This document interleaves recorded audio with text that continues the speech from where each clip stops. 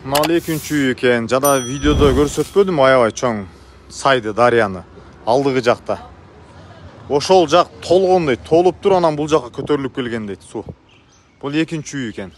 Уребени көрүп атасыздарбы, ичиндеги уребенди. Мына жакты полный каптаган да. Мына грязь көрүп атасыздар да, уребени көтөрүлгөн.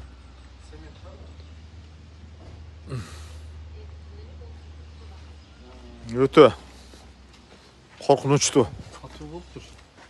Бүт жараксыз болгон да. Бардык нерсе. Мына жакты карасаңыздар, бак дарактарын полный талкалап кеткен. Мына алмаларды караңыздар.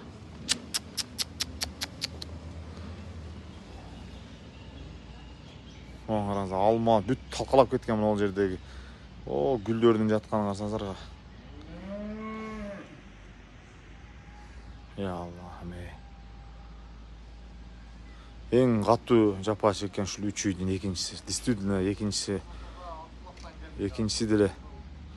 Ay katı japa çekiptir. Жашаганга болбой калып туруп жер. Продукттан алып келип берип атат, элчилик дейт.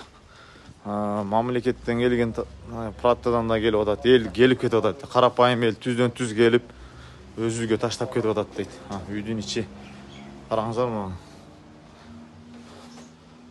Жашаганга болбой калганда үй уже все бум бүт талкалап. Ya Allah'ım.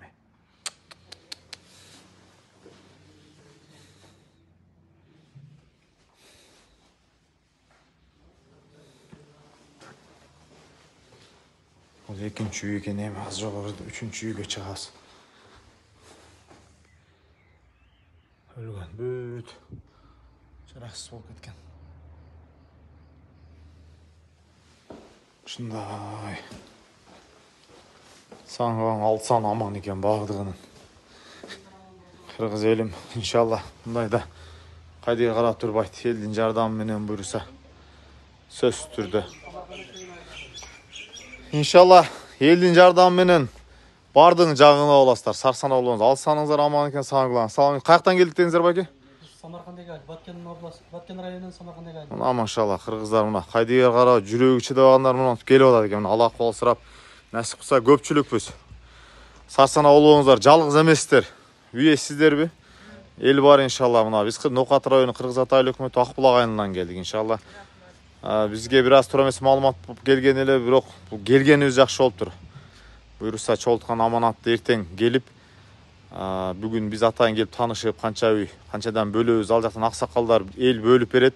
Ошол аманатты эртең алып келип ташып кетебиз, иншалла. Сарсана болоңуздар, алсаңыздар аман, бул байлык, мүлүк, дүйнө, мансап бул адамдан алып кете турган нерсе. Алсаңыз аман болсо, ден соолугу аман болсо, калганы табыла турган нерсе. Аллах разы болсун туугандар сиздерге да. Аллахым эки дүйнөнүн бактын насип кылсын.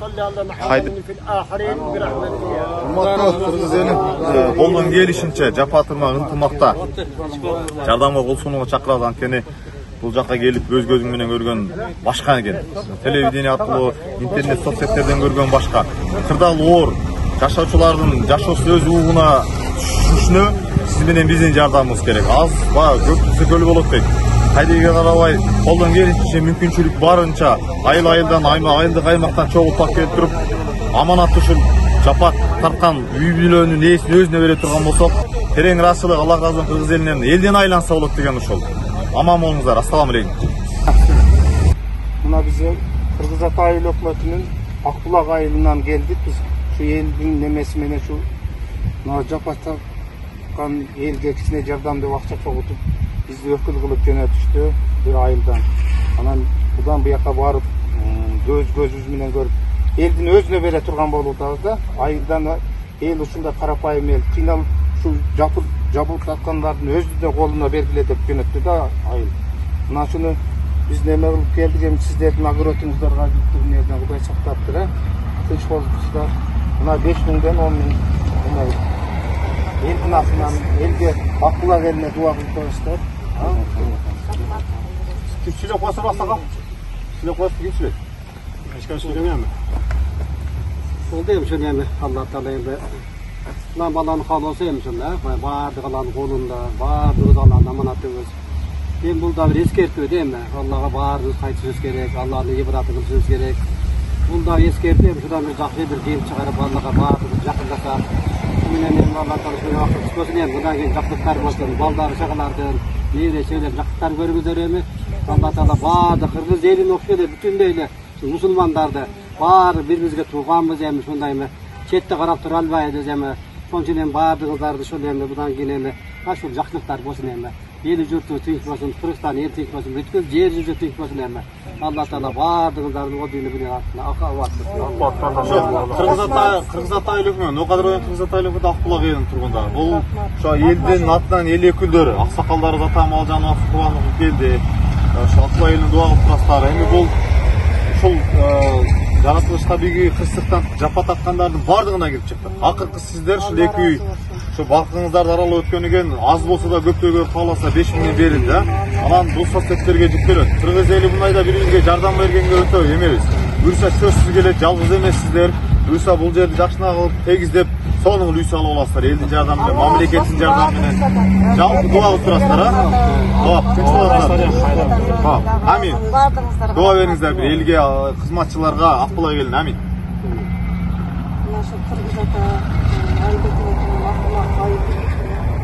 Жақынырақ келіп тартыңыз, ұлылығы. Ошол элдерге дагы рахмат, денсаулыкта болушун, дайыма мындай жаратылыштын кырсыктары эч кимдин башына түшпөсүн. Эми Алланын сыноосу экен бул дагы болсо. Ошол адамдарга жамандык келбесин. Сиздерге да рахмат, дайыма үйлөрүңүздөр менен тынч болуңуздар. Канча эме берсеңиздер, Кудайым сиздерге жакшылыкты көп берсин. Ошол элдер разы бардыгыбыз разыбыз, рахмат ошол эл журтубуз, кыргызыбыз, башка жактын элдерине деле рахмат, жардамдарды, башка эмелердин көмөктөрүн көрсөтүп атышат. Дайыма денсаулыкта болуңуздар, чоң рахмат. Амин. Аман болуңуздар, сау болуңуздар. Тынч болуңуздар. Гайдиле. Тынч болуңуздар. Аракет кылып эмне жардам беребиз. Assalomu alaykum,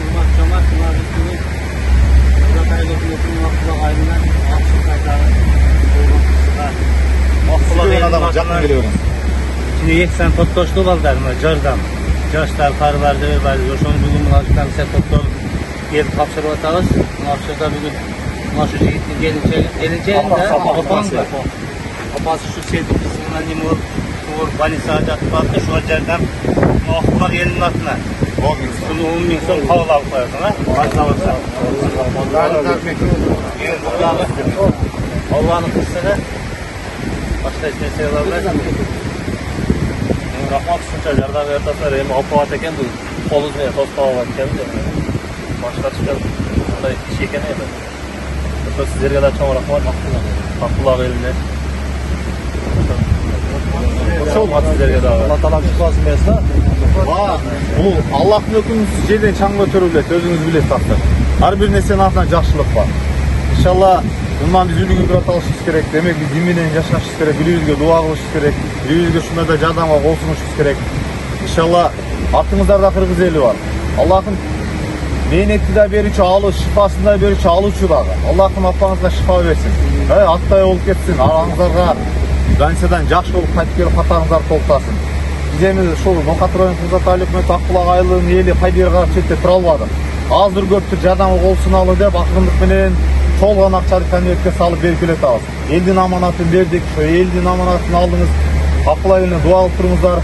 Кыргызстан ынтымак биримдик боло турган болсо, bunday сыноону жеңип өтүш жеңил эле. Бир үйгө сыноо келсе, жалгыз калтырып койсо кыйналат. Жапа тырнак жардамга кошулсак, аны көрүбөгөндөй эле болуп кетет. Тынччылык болсун, аманыбыз, Кыргызстаныбызда, өлкөбүздө тынччылык топчулук болсун. Өнүскөн мамлекеттин катарына кошулсун. Кайдыгер карабастан мына продуктда акчадай келип атат. Бул нерсени соцсеттерге, бул жакшылыкта жарыш кыла дейт го. Элди ойготуш максатында, элдин акчасы аманатты жеткизишти далилдеш максатында буну туура көрөсүздөр, соцсеттерге чыгарабыз. Буну көргөн адамдарда жан дүйнөсү кичине мындай бир жүрөгү желпилдесе, Кайдыгер карабай сөз азыр көтүрүп алып келет. Az деп уял, бербей койгондон уял дейт. Бербей койгонун андан да аз дейт. Колдон келишинче жапа тырмак, көптүк сөкөлү болот дейт. Колдон келишинче жардамга кол сунууга чакырып жасайбыз, урматтуу жакшылар. Kimdir qayсы tarmoqdan жардамга кол сунган болсо ошол иш-чарага Аллах жашоо десе өмүр сына берсин. Бар болуңуздар, аман болуңуздар, тынч болуңуздар. Аллах бардыгыңыздардан разы болсун, а? Заманыңызда тынчылык болсун. Амин. Камыла. Амин. О, рахмат. Аллах разы болсун. Тынч болуп дуа кылып коюңуздар. Hurmatli jamoat, buna bugün biz Kırgız Aylık Ötün Akbulak Aylık Casasından geldik. Şu ayılda kişine keçede 3 günden beri şunday sözler bolup şu yerde şunday oldu diye buna yaşlar topladık, akşam topladık da kişine. Şulara barıp Aylık Ötün özümüz var, olma kolda tapşırık ellerinde şu imsasına kötürdüler yaşlar.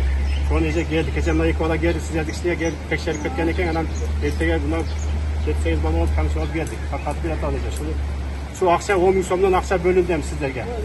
Şuğa köp bolsa ham, az bolsa ham savur qilib alып qo'yasizlar köp qator, ha? Hayır, rahmat. Ha, Allah razı olsun. Şunu yaxshi rashidingizlar. Taza bo'lsin. Shunday ofatlar bo'lsin, yaxshi kunlar. Rahmat. Allah savur bo'lsin ham, az bolsa ham. Rahmat. Rahmat.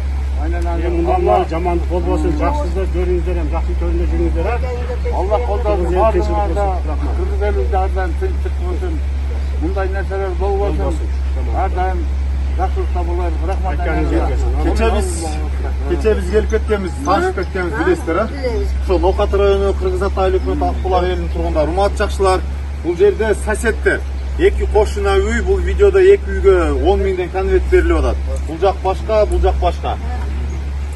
Сабыр кылабыз. Айла жок. Бул эми тагдырда бар нерсе. Жалгыз эмессиздер, Кыргыз элим сиздер менен бирге, артыңыздарда Кыргызстан турат. Өкмөт, ылдыйда өкмөттүн адамдары жүрөт. Бул помощь келип атат. Биз элдин аксакалдардын, Акбулак элинин чечими менен биз өзүбүз эле түздөн-түз келип, түздөн-түз мында акчалай эле жардам берели деп чечим кабыл алгандыктан оор үй бүлөлөргө 40 миңден, анан бир аз жеңилдерге сиздердики эми Аллахка жеңил эле экен. 10 миңди дагы көптөргө кабыл аласыздар. Кыргыз эли кайдер карап четте турбайт. Сөзсүз дагы жардам келет. Көрбөгөн болуп кетесиздер. Буюрса, мүмкүнчүлүк боло турган болсо, элден дагы жардам келсе, жер сатып алып, башка жака көчүлүп үй салып чыгып кетесиздер. Элден айланса болот, а? Тынч болуңуздар. Рахмат сиздерге. Рахмат. Ден соолугуңуздар. Алам урматтуу айылдаштар. Ушул инициативаны көтөрүп чыккан Өмүш байке, аны колдоп чыккан жаштар, Акбулак эли, аксакалдар бир күн кечке кызмат кылып ошол жерде Аңвар байке, Нышанбай дамыла, Берке, Максат инибиз, Турдуполо табазмала Зулпидин биле, Зулпидин инибиз дагы ким жүрдү кызмат кылгандар. Айтор, ата талбагандар ошол жерде жүргөн Сатан байке да конца биз менен жүрдү. Эки иш ошол район болуп. Айтор, ата талбагандар дагы жалпы Кыргыз элин ушул кызматка кимдин кайсыл тараптан жардам болгон болсо Аллах разы болсун. Эки дүйнөнүн бактылыгын насип кылсын. Ушуңуздар да жазбаңыздар. Акбулак эли биз сиздер менен сыйлайбыз. Амин. Yaxşılık günler bolsun mınan deyip. Тынч болуңуздар. Akbulak ayına geldik. İnsanlar geldik, tanışarak geldik. Sonra amala geldik. Vardır bir sene çatı ettiklerken. Şunlardan bir dağıtmak için ayırdan aksalar topladık da şunlara calıkanlar aksa olsam bir az bolsam göktür katar olmasa hem Allah'ın nebesi gelin var. Kavurlasına şu yerden kadar aksalar turabını geldi gen. Bakılırlıkta turabda desek var yoğunu gelip taptaydı. Ben kişi olsam da aksalar turabını alıp geldi gen. Şunu sizler sevgi kapşılanla biz geldi yok. Şu çetik şey olup bunu az bolsam kavurla koyasarım. Жақынырақ келіп Сүйлөгөндөрдөн жақынырақ тартабыз. Рахмат бардыңыздар, Кыргыз Айыл Акбулак айылынын тургундары бардыгы эсен аман болушун, тынч болушун. Ишиңиздерге ийгилик. Разы болсундар, Алла разы болсун. Кыргыз Ата Айыл өкмөтүнүн элдерине, Акбулак айылынын элдерине эч качан жамандык көрбөсүн, тынч болсун. Ana şu Kırgız elin var iken koldup kelgeniga çoğun razıçılıkты bildiremiz. Cemaatler şu Akbulak ayılının ellerine atkan çoğun razıçılık. Hiç kaçan tam babamızlar, hükümet, tinçlik tavanlar, bunday jamandık olmasın. Bu emin yaratılıştan kırısı eken, vardığımız boyusuna diken, jeşteke değerli dikenimiz, eller kolduğunuga, birindikte babamıza çoğun razıçılık. Rahmat. Allah razı olsun, urmat çakşılar. Бұл енді сыно. Бұл жалпы Қырғыз еліне келген сыно деп білеміз. Біз дағы четте қайдагер қарап тұра албадық. Шуно қатырған Қырғыз айлық үкімет Ақбұлақ айылының тұрғындары, ақсақалдар башқолы ел. Жалпы 210 мыңдай қаражат ақша чоғылды эле, ошону менен 10 мыңдан салып келгенбиз. Азыр кайсы үйгө жапа бир сыно катыраак келген. Жалпысынан ошол 3 үй бүлө бар экен, ошол 3 үй бүлөгө 40 мыңдан бере турган болуп аксакалдардын чечим кабыл алып, ошо 40 мыңдан таркатып жүрөбүз. Ар бир кандидатта 10 мыңдан бар. Буну туракчылыктар эл менен иштеш кыйын экен. Аманатты жеткизгенбиз, далилдеш керек экен. Анан бул садака жарыя деп коет. Ушундай бир сыноо келгенде, кыйынчылык келгенде жапа турмак жардамга кол сунууга бир жакшылыкта жарышыш максатында. Бүгүн сиздерге келген сыноо эртең бизге же башка жакка атпашы мүмкүн. Бир үйгө келген сыноо өзүнө калтырсак оор болуп калат. Көпчүлүк кайдыгер карабай жардамга кол сунсак көрбөгөндөй болуп кетет. Бул дагы сыноо, Аллахтын пендесине көтөрүп ала турган сыноо берет. Кыргыз элинин жардамы менен буюрса жашооңуздар бардыгы сонун болуп кетет. Шартты түзүп аласыздар. Аллахым разы болсун. Ушул жалпы жардам берген элге дуа кылып турасыздар. Аллахым амин. Бөөдө кырсык жамандыктан сактасын. Аллахым Кыргызстан өнүгүп өскөн мамлекеттердин катарына кошкон болсун. Аллахым ушул кимдин кандай тармактан жардам болбосун. Аллах берген инсандарды кабыл алып, жашоо ден соолук өмүр кыскысына берек берсин. 2 үйлөн бактын насып кылсын. Аллахым мындан ары жамандык болбосун, Кыргызстанда бир гана жакшылык болсун. Жакшылыкта гана бирге тынччылыкта жашашты насып кылсын. Амин Аллах. Тынч болуңуздар. Ооба эми кырсык экен. Кырсык экен бул Алланын сыноосу. Биз Кыргыз Ата айыл өкмөтүнөн Акбулак айылынан келдик. Акбулактын жалпы тургундары кичине эксан кылып жардам берели деп келдик. Бир айылдан Акбулак айылы. Мына эми кырсык буну неме кыласыздар, бул биздин жардам айылдан. Az bolsa ham көп. Az bolsa da көптөй кылып, мына 40 миңди бөлдүк эле бир айылдан. Шуну анча-мынча немеңиздерге иштетип коесуздар. İşte koyaklar ya bu da. Mınaki. Мындай кылып, алың мына 40 миң. İşte duanızı verin ama. Amin. Sizlerden tapkan kulağınızlara bereket ayız versin. Elge versin, elden katarında versin, yurtka versin, yurtun katarında versin. Kulağım sizlere ak yol, uzun ömür, baktı layık, acımaz hayrat. Tapkan kanımızlara kulaytalar, bereket ayız versin, elge verip elden katarında versin. Ава кече келип кеткенбиz эсиңизде бар а? Ошол Ноокат району Кыргыз Ата айыл өкмөтү Акбулак айылынан элден жардам, ошол акчалай эле жардам берели деп чечтик. Айыл башчы, айыл өкмөтү жок эле. Aramızda uzun ömür versin, bala çakasını görsün. Amin. Nemelik kılsın, kubaydan neme tilegen bolsa tilekleriniz versin. Tapkan kalıga bereket versin. Ошол элдин аманатын сиздерге элге эле берели деп азыр мына ушул комиссия бүт Акбулактын тургундары бардыгыбыз кече келип кетип ошол 10 үй бүлө экен. Анализ кылып чогулган акчаны аксакалдар акылдашып туруп ушул поровна кылып туруп ушул 40 миңден туруп конверт, ар бир конвертте 10 миңден бар. Ошону кыдырып жүрөбүз. Сабыр кыласыздар эми, Аллахтын пендесине көтөрө ала турган эме сыноо өтөт. Бул сыноо өтөт кетет. Кыргыз эли мындайда баягы кайдыгер карап четте турбайт. Жалпы Кыргыз элинен жардам келет, баардыгы жакшы болот. Дуа кылып турасыздар. Амин. Tapkan kalınızlara bereket versin. Bala çakalarınızlara imandım olsun. Tapkan kalıga bereket versin. Урматтуу Кыргыз элим, кайдыгер карап четте турбай колдон келишинче жакшылыкта жарыш кыладык. Бул видео съемка ушул элге отчет бериш максатында. Бул эл менен иштеш кыйын экен. Аманатыңыздарды алып келип берип атабыз. Биз жакшылыкта башка жакка үлгү ибрат болсок деген ойдо. Кыргыз эли мындайда кайдыгер карап эч качан турган эмес. Колдон келишинче жардам берели. Бул жерде кырдаал оор. Эртерээк мүмкүнчүлүк бар да, үйлүү жайлуу ушул жерге кичине жашоону улантып кеткенге, шарт түзүп бергенге жардамы кол сунууга чакырык жасайбыз Акбулак эли. Терең ыраазычылык дуа кылып коюңуздар Акбулак элине. Заманыбызда тынччылык, толчулук, моочулук болсун. Кыргызстан өнүгүп өскөн мамлекеттин катарына кошулsun. Амин Аллах. Бол басып өтүп. Жақсылықтарға жүріңер. Ассаламу алейкум, рахматуллахи ва баракатуху. Hürmetli arkadaşlar, naimette Allah Subhanahu Taala'nın bir cennetten bir kırsağa bir musibeti boluptur. Buğa bir sabır kanat kılağız. Emuna bize Kırgız Ata ayılının turgunları bizge çöküsüne beresilerin berdi. Oşalan sizlerge oşan amanatlar da alıp gelip topshirishni buyurishgan bizga. Nima o'shani biz topshirib ketaylik.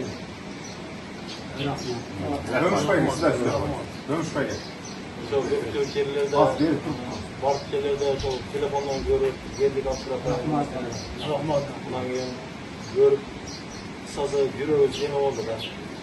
Şimdi de işte tarafçılık kararlı saklanıyor. Rahmat ayırmak çözüp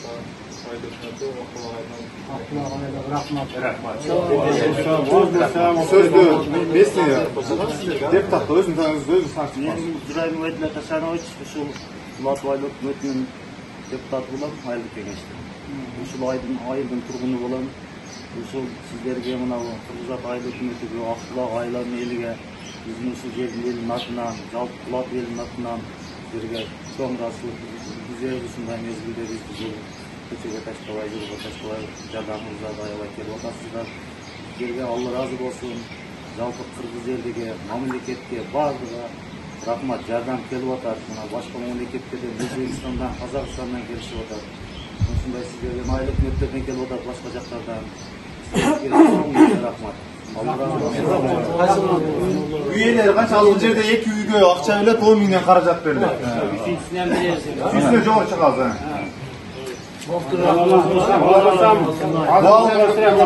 Akbulak eline dua oturaslar. Ağzında gökte kavlaslar.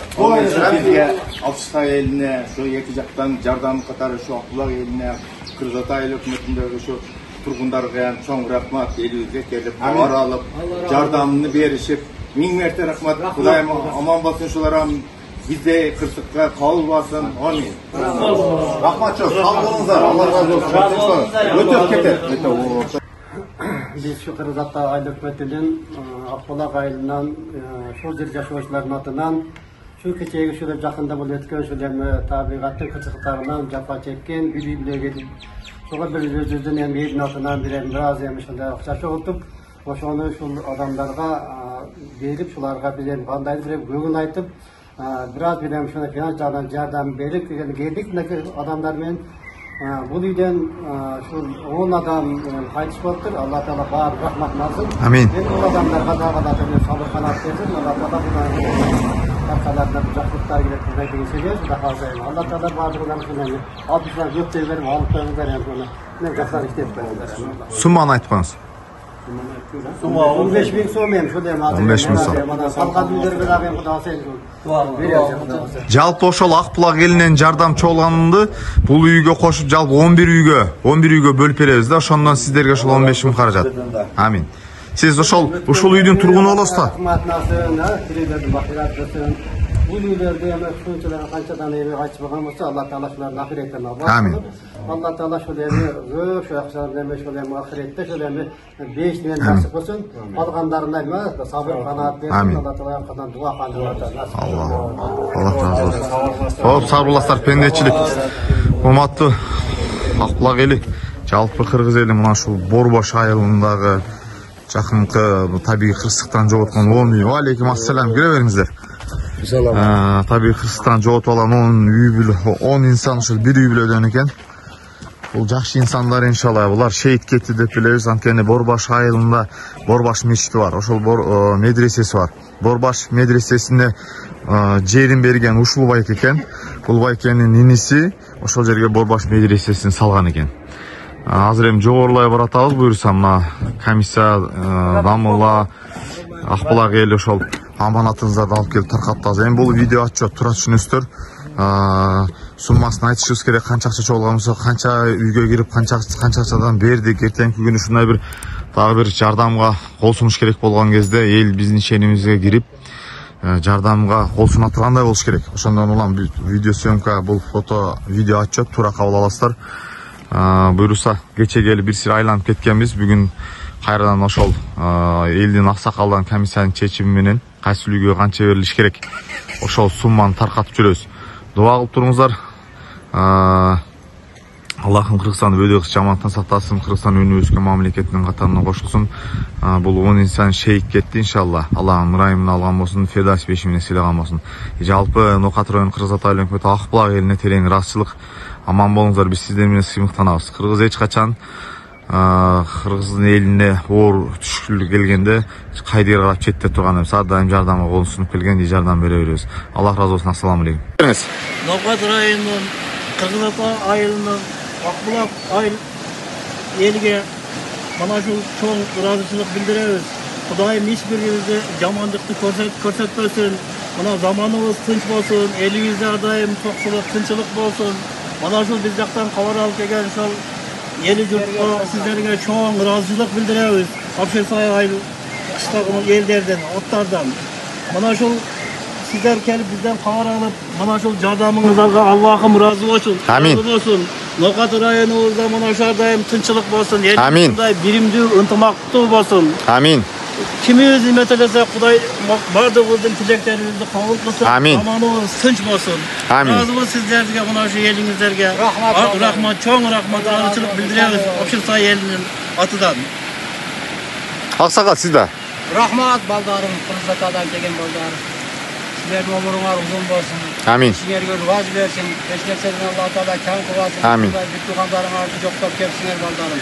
Sizlerge çoğun şeref versin. Rahmat aytýarys baldarım. Amin. Rahmat, Allah razı olsun. Aksakallar buyursa bugün mına gelip ana arzıgıl kettik. Jalpысынан 10 üy var eken. Hazır bardık üylörge girip çıktık, gruppa kırgıttık. Ошол Новгород район Кыргызстан айыл өкмөтүнүн Акбулак айылынын аксакалдары распределить берет, бөлүп берет. Чогулган акчаны кайсыл үйгө канча ошол эмеден кайсыл үй бүлө канчалык жапа чекти, ошого карап туруп калыстык менен аксакалдар кайсыл үйгө канча бөлүп берсе, эртең ошону аманаттап келип беребиз. Эртең видео отчет кылып берип, эртең келип, колуңуздарга аманатыңыздарды берип, батаңыздарды алып кетебиз. Акбулак элине ар дайым дуа кылып туруңуздар. Бөөдө кырсыктан Аллахым сактасын. Кыргыз элим тынчылык, тошулук, молчулукта жашайлы. Кыргызстанда өнүп өскөн мамлекеттин катарына кошулсын. Кыргыз эли эч качан мындай башка оор кырдаал келгенде мындай кайдыга карап четте турган эмес. Жардамга ар дайым кол сунганбыз, жок кол сунуп келе беребиз. Амандык болсун, тынчылык болсун. Сиздерге дагы Аллах сабыр берсин. Кыргыз эли ар дайым биримдүү калп айткан, жакшы болуңуз, рахмат. Хоп, тынч болуңуздар.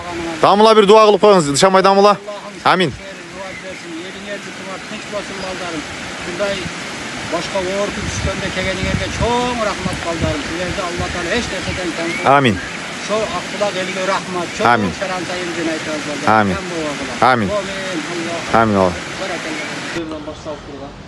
Birinci ушул жерден башталып тура. Жогору жактан ушул үй экен, анан ылдыйда бир үйдү кое берип турбуз. Жалпы 4 үй болуп атат получается. 4 үй экен. 3 үй эмес, 4 үй болуп тур. Мына 3-үчү үй, аз 4-үчү үйдү да көрсөтөбүз. Киребиз. Ооба. Gireriz azı buyur saldağa da. 4 üy oldu da şonda. 4 üy eken.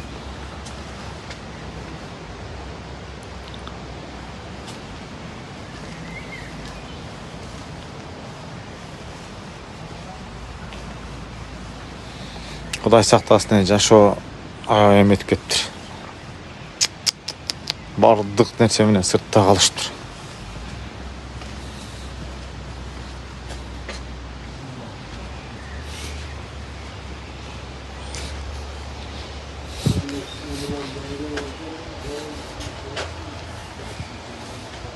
Al uyda bırak otur. Polni.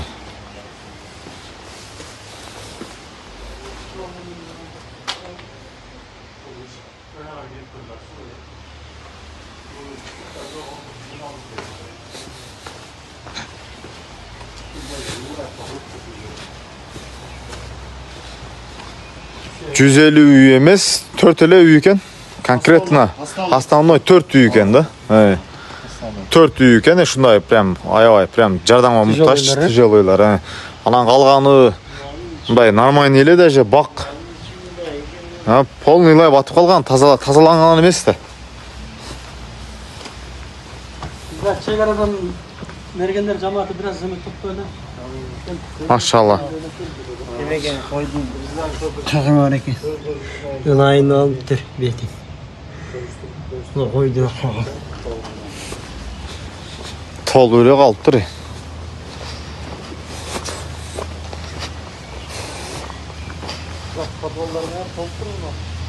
Polni ölüp durma onlar.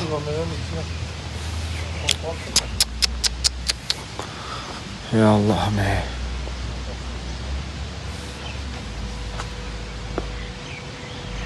Ana ошол жакта сай толуп бул жака көтөрүлөт.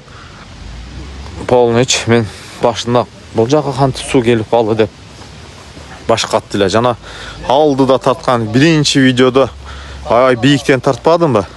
Ошол жер толгон. Дарбазаны жулуп кетти. Ошол жер толуп ууребен. Суун ууребени бул жака көтөрүлөт экен да. Ушул биринчи үй ушул экен. Анан бул жака карап туруп кетет экен. Азыр ылыйда бул 3-үчү үй болду, 4-үчү үй бар экен. Мына продукта келип атат. Продуктаны өздөрү келип, мына өз-өзүнө берип атат. Айыл башчыга, айыл өкмөткө ишенбей, эл бардыгы эле ушундай болуп калат. Продуктаны конкрет мына мергенчилер жамааты де. Мергенчилер жамааты дедиңиз байке? Самаркандагы айылдын мергенчилер жамааты. Мына машалла. Ва алейкум ассалам. Коом дели, айылдан дели негизи иншалла. Кандай болсо дагы ушул хадис пайгамбар саллаллаху алейхи ва саллям өзү мүбарак болгон бир хадисинде айтат. Муслим калбине яшуду ба'дун ба'да. Мусулман адам экинчи бир мусулман адамга бир курулуштагы кирпич сымал дейт. Ошо бири-бирин ушундай бекемдегендей карап турган жок. Силерге дагы терең ыраазычылык. Өткөндө эле бизде дагы уруш болгондо сиздер бизге ушундай үй барбы? Мына үй бар, бизге келгиле, токтогула, бизге түнөп кеткиле деп жардамыңыздарды бердиңиздер эле. Терең ыраазычылык билдиребиз. Ошол биз границадан келдик иншалла. Айдын 15-и жарык 15-и караңгы дегенде бир күн сиздер жардам бересиздер, бир күн биз жардам беребиз иншалла. Ошондуктан негизде шариатта бир жакшы эреже бар. Бир адамдын бир мүчөсү зака жеп оруй турган болсо чыркырап тынчы кетет, бүткүлдөнө дейт. Иншалла биз ошо алакандай Кыргызстан элибиз бардыгыбыз биримдикте, ынтымакта берилген аманаттарды так эсине жеткире турган болсок иншалла ушул апаат эң акыркы апааттардан болсун. Амин. Аллахым ушул Кыргызстан элибизди асман жерден келе турган кысы балалардан өзү сактасын. Кайсыл бир инсан кимге кандай жардам берген болсо, Аллах Таала аны эсе кылып берген болсун илейм. Амин. Аллах разы болсун. Эжелерибизге дагы, ушул жабыркагандарга дагы иншалла сабырдуулук тилейбиз. Ошол иншалла Алла разы болсун. Амин. Сиздерден Аллах разы болсун. Аллахым жашоо ден сол өмүр рызкыңыздарга береке берсин. Аллах берген исаңыңыздарды кабыл кылсын, эки дүйнөнүн бактын насып кылсын. Амин. Амин. Байке ошондо бул биринчи үй бул, анан экинчи үй болуп атат. Алдыгы үчүнчү үй ылыйда эң акыры. Ушул бул тараптан оор кырдалда калган жардамга муктаж 4 эле үй бар экен да, туурабы? 4 үй экен да. Анан астамдон ошол 1, анан 2, 3. Анан эң акырында да бир үйдү көрдүк. Эң алдында нар жактан келетканда биринчи үй болуп. Эч нерсе калбаптыр да, иш кылып атат. Бул жак бетте. Азыр мына сиз айткан 3-үчү үйдүн нар жагында. Ana үйдүн аркасы.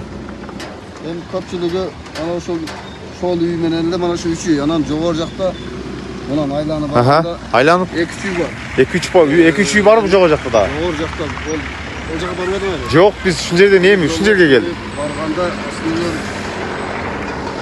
Кыргызстан мэриясынан конверт келип 8 үйгө барып кеттилер. Мэрия, аксакалдар, анан жумушчу тобудан 12 адам 2 машинада келип, ушул көрүп, до конца көрүп. Конверт берип кетти. Канчадан бериптир?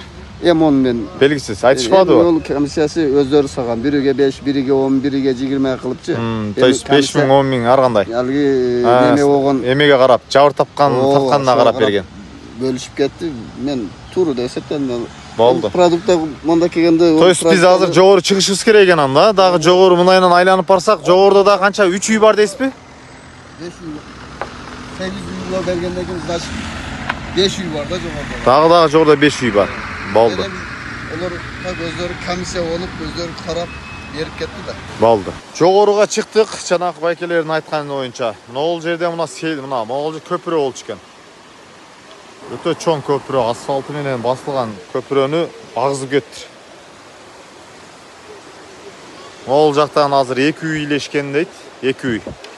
Анан жогору жакта дагы 3 үй илешкен дейт. Жалпы 8 үй болду уже. Эң катуу жапат тарткан 3 үй бар экен, ошондон улам 3 үй деп айтылып атыптыр. Анандай жеңил желпи бак тарактарын аралап подвалын суу басып өткөн жалпысынан 5 үй бар экен. Жогору жакта 3 үй деди, азыр мына ал жакта алдык 2 үй экен. Азыр ал жакка өтүш үчүн көпүрөнү алып кетти. Ондойнан түшүп пешком өтүп көрсө болот экен. А жогору жакка кайра артка кайтып, пожарный кетип аткан жактан жогору жактан айланып барып 3 үйдү көрөт экен. Буюрса шамга чейин успеть этебиз. Мынау жер аябай. Видеодан действительно анча мындай эмете өрүп эткен. Реалдуулук менен жанына келип көрсөң, мына караңыздар асфальттарды, асфальт көтөргөн мына.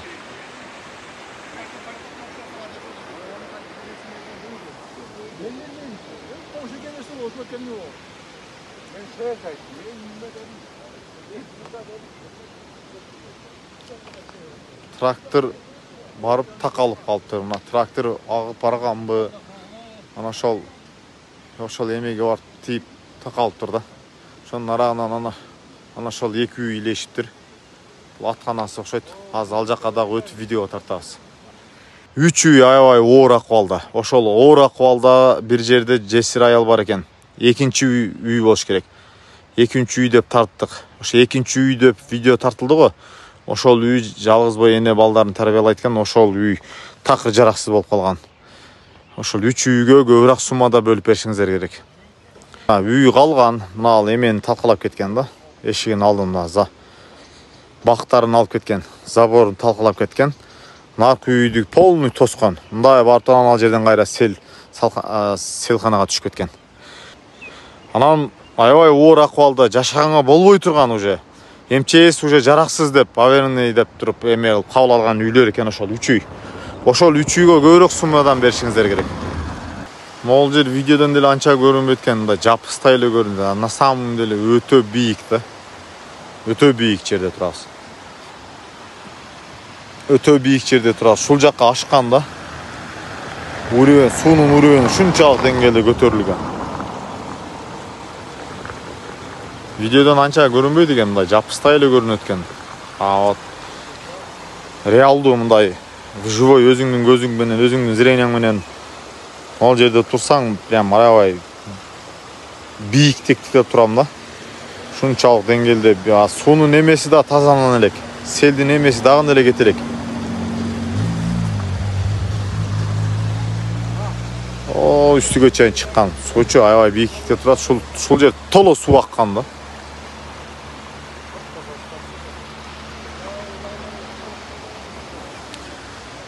Жанакы 92 жаштагы аксакал мына ушул үй. 92 жаштагы аксакалдын үйү. Полный жараксыз болгон үйлөрүч. 3 үй жакын эле. Жана биз бул үйдү аттап өтүп кеткен болчук. Аягында кайра келип токтодук. Бул үйдө эч ким деле жашабайт экен, ал жакка жаңы үй салып баштаган экен. Ошол жерде 3 үй каттуу жапа чеккен. Андан жогор жакка көпүрөнү талкалап кетиптир. Айланып барып, тоон айланып барып келдик. Нар жагындагы үйлөр калган ошол видеодогудай эле жеңил желпе. 3 үй аябай оор акыбалда. Ошол 3 үйгө нормальный суммада акча берилиш керек, калгандарына азыраак берилиш керек деп ойлойм. Комиссия мүчөлөрү ошону эске алыңыздар. Жамандыктын бир эмеси кетелеген дагы элечи. Аябай эле коркунучтуу экен. Суунун свети дагы прям аябай анан запах селдин жана жаман жыты кетелеген. Аябай эле коркунучтуу экен. Кытайлар жүрөт. Кытай туугандар жүрөт. Кытайлардын цемент заводу жакын окшойт. Кудай сактасын эми. Азыр кийинки эки үйгө аябай каттуу жапа тарткан 3 эле үй дейт. Азыр баралчы көрөлүчү дагы эки үйдү. Жылда эмне бар? Şu yerге отырганга 40 жыл болду. Мунчалык каттуу селкебейт келет, бирок көп өкмөтүбүзгө кайрылдык. Эч ким бизди кулак сабат. Мына буягыбыздан түшкөн селен бизди каптайт, буяктан келген бизди каптайт. Айттык, жер бер, биз үй салабыз десек, келет кулак сабайт. Сиздерди алып кетебиз. Ушундай дачадан кетесиздер деп берген жок. Балдарыбызга ам жерин сатып алып эмек эч ким бизди мындай бейбечараларды эч ким карабайт экен балам. Бизден муңубузду угуп койгула, мына ушу жер бергиле, мына жаш балдарым майда. Чалым жакында өткөн кыйыныраак жашайбыз энди. Мына үйдө эми турат, бар Кудайга шүгүр. Эме кирбеди атканаларыбызга. Мына элин кара, бизди өзү биле эле берсе болот өкмөт. Эч ким бизге бүт жер берди, байларга берет. Пулу көптөргө. Бизге окшогонго эч ким карабайт балам. Эми ушу силер айтып барып, неме кылгыла, бизди көргүлө. Турмушубуз мына жерде эч бала терек Almalarımız var idi, alıp gittim. Hiç nesiniz kavadı. Hiç kim jappa tartmadı uyduyon. Bala çaqa nevere çevirleniz. Şoşa günü baldarım yok idi. Katta balam uyga jönötüp bergen, men gilaslarga bitta özüm kagamı. Jakta endi suga atıp barsam ketip kaldı. Kuday sakladı. Allah'a aytganыбыз бар eкен. Özübüz eşen kaldık balam. Kagаны табылар Al endi. to'g'ri aytasiz. Salsanız amonmiz. Den sog'lig'ingiz yaxshi bo'lsa, inshaalloh uningizz balkim jog'or joqqa da jetib qolishi mumkin. Ayel qaydiger qarab ayt.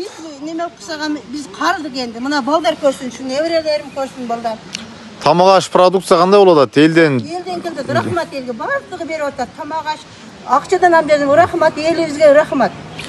Har yerden kelyapti. Biz Noqat rayonu Qirg'izatay hökuməti Aqbulaq elindən geldik. Aqbulaq elindən kişine aqçalay jardam çoğultup buyursa mına hazır komissiya özü büt жалпысынан eң аябай оор 3 үй бар eкен. 5 үй ушундай жеңил желип экен buyursa. O komissiya özü ошол 8 үй бөлөгө бирдей кылып туруп акчаны бөлүп берет. Ошол аманатыңыздарды берип, видео фиксация кылып, отчет кылып элге. Ушул Aqbulaq элинин аманатын сиздерге берип кетебиз иншалла. Şu elge hem rahmat. To'g'ri aytasiz. Berib o'tadi yerdan kelib o'tadi eldan. Mana bu To'g'ri aytasiz. nemelerni qarasam, kumdu kelgan analarni qara. Eginler bizden neme qavati. Özü zaman baldarım joyga suyundur, nevrelerim ketip qolganiga bardığı bitta men kaldım edi. Buyursa Qırgız eli qayda yer qarab turbayt. Gele beret. Biz geldik, bizge çeyin geliptir, bizden kiyinkiler gelet. Azazdan çoğultu oturup buyursa özüңүздөр каалagандай балким сырттан бир жакшы жерден жер сатып алып туруп эле үй салып чыгып кетесиздер. Буйруса дуа кылып, элдин акысына, келгендердин акысына дуа кылып турсаңыздар, Аллах эмеңиздерди жеңилдетип берет. Кара элге hem rahmat. Кабелден жерден келет, нан продукта бар деп келип атат. Рахмат. Ноқат коому дагы сөзсүз келет. Бул жөнүндө кабар жетет. Ноқат коому РФ боюнча Российский Федерация боюнча 12 областта ноқат коому бар. Төрагалары бунун сөзсүз биригип жардам колун сунат иншалла. İçine yer berse, şu üy salып alsak baldarım kegile. Şöyle bizim neme özümüz için. Biz körgümden yaş baldarız, ne çevre körsün, şu baldar körsün. Şol baldar yok ede baldar suyuna şunday yapatı körür. Körgünde korkut edeme bizim. Алсаңыздар аман экен, калганы баары жакшы болот. Аллах пендесине көтөрө ала турган гана сыноо берет. Алла разы болсун. Тынчылык болсун. Köp baldar sadekender onlar için.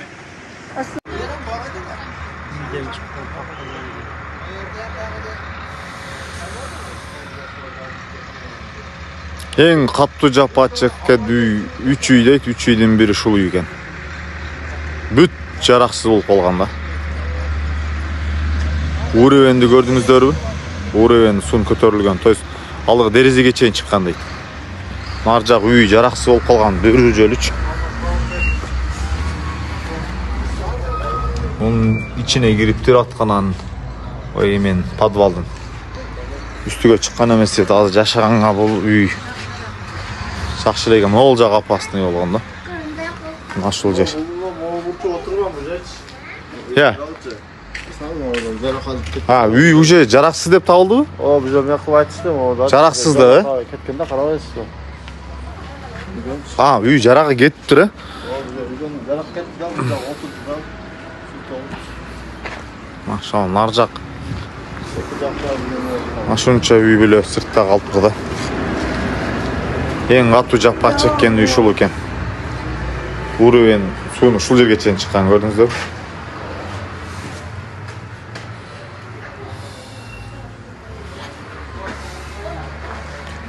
Эч нерсе калбай алып чыгып кеткен дейт. Саңгылан алсамдар аман экен. Эч ким бардыгы уул кыздар бүт жашоо сыртта эч нерсе жок. Мына жасап атышыптыр. Продукта бардык нерсе бар дейт. Бардык нерсе бар. Өкмөт берип атат дейт. Эл келип ошо акчасын эле берген жакшы экен буларга делечи. Айке продуктаны жетиштүү эле берип атат дедиңиздер, э? Ито эл алдындагы, э? О, эл. Могу жоктон баягы Өзбекстандан чыккан помощниктер менен калтат. Общийде жеткирип элге бөлүп жатат, тегиз элечи. Азыр каерде түнөп атасыздар? Түнөп жатканга мунун үстү жакшы эле? Өйдөнгөдө өзүбүздүн үй бар да, чоң үй. Башка жогору жактабы? Бир көчө өйдө да өзүбүздүн үй бар. Аты жөнүңүз ким байке? Мен Абдусаттар Бектур, ушул үйдүн небереси болот. Небереси болосуз, э? Бул жерде азыркы күнү карап аткан сиз экенсиз да. Калганы бүт эле шок көсөсүнө да окшойт, э? Ооба, атамдарым шок көсөсүнө да өкөмдөрүм. О, 90-дан ашкан атам мына. Аксакал 90-дан ашып калды, э? 94-тө, машалла. Эртең батасын алып кетишет аксакалдарыбыз. Ноқат районунун Кыргыз Ата айыл өкмөтү Акбулак айылынын аксакалдары келет. Элдин аманатын тапшырып кетет иншалла. Assalamu alaikum cemaat. Mana bizim Nokat Eliz'in Kırgız Ata ayının Akbulak ayından gitti bana bizim bir doğanlar. Ona jet olarga. Özlerinin nemezini alıp gelip her birinin özünün kolu tapşırış odadı gen jet olanlarını. Allah razı olsun. Allah razı olsun. Mana bizden Özbekistan'dan gelgen, Özbek doğanadan gelgen pomoşlu manti biz onun yerine tarkatıp yürüyoruz inşallah. Allah Çevik batar verdik. Mana odağı doполнительный berilip otar. Koşumcasını verip otar. Hazır daha kemsizlerden korkatабыз. То есть сырттан келип аткан кошуна өлкөлөрдөн элден келгенди как положено элге жетип атат, да? Жана бир интернетте видео чыгып кетпеди. Казакстандан келген бир фуранын биринде кошери келишти. Жалгабы кетти. Bunun güneşte menен 2,5 tonnadan kettirdi. Anam ошондон борбош айылга түшкөн. Борбош айылга түшкөндөн кийин бизге тийгени сол болгон экен. Ол өзü Ол бир фура эмес экен. Emçester отказ кылгандагы жетип алага бергиле дегенде 5 ай өкмөткө бергенде ошончодон тийип калды. Алар самолет тустай кебесине 2,5 тоннадан жүктөп беришкен экен. Толук келген эмес. Толук келген эмес. Тура эмес маалымат кетти, да? Өзбекстандан келген 6 фураны сол бардык Ноқат району боюнча айыл өкмөттөр келип өздөрү принимать этип алды. Сол жерден бөлүшүп кетти. Азыр Кулат файлы эле калды. Мына вообще сай участкасы. Биз шону бүгүн түгөтүп бүтөбүз Кудай кааласа. Биз дем ары саат кеч 2:30-да жатканбыз. Анда иштер болду. Дуа бериңиздер аксага кызматта жүргөн ушул байкелерге дагы. Тамыла дуа бериңиздер. Кошуна өлкөдөн келген демен таркатышат. Амин. Кылгандарга Алла субхана ва таала өзү кызмат кылган болсун. Экилер дүйнөлөрүн Алла субхана ва таала абад кылган болсун. Allah subhanahu wa ta'ala şu kırsığa uçurağan, buradanlarımızı, aka inilerimizi sabır kanaat vergen olsun. Allah subhanahu wa ta'ala zamanımızı tinç kılan olsun, yeni yükümüzü tinç kılan olsun. Bana şu yaplardan varav olup gelgenlerinde Allah subhanahu wa ta'ala su yüzülösümünen, bana çakasımınen, sağ salamatla kalsın, imanda, İslam'da terbiye kılan olsun. Allah subhanahu wa ta'ala iki dünyasına abatkan olsun. Allahümme salli ala Muhammedin fil evvelin ve salli ala Muhammedin fil ahirin bir rahmetin ya. Урматтуу кыргыз эли колдон келишинче жапатырма ынтымакта жардамга кол сунууга чакырат. Анткени бул жакка келип өз көзүң менен көргөн башка экен. Телевидение аркылуу, интернет соцсеттерден көргөн башка. Кырдаал оор жашоочулардын жашоосу өз угуна түшүшүнө сиз менен биздин жардамыбыз керек. Аз ба көп түзө көл болот дейт. Кайдыга карабай колдон келишинче мүмкүнчүлүк барынча айылдан айылдык аймактан чогулуп тап келип туруп аманат ушул жапат тарткан үй бүлөнүн ээсин өзүнө бере турган болсок, бат-баттан үйдү салып жашоосун бир урукка салып болот. Жашаганга мүмкүнчүлүк жок, эң оор 3 үй бар экен, калганы жеңил эле экен. Терең ыраазычылык Аллах разы болсун кыргыз элинен элден айланса болот деген ушул. Аман болуңуздар. Ассаламу алейкум.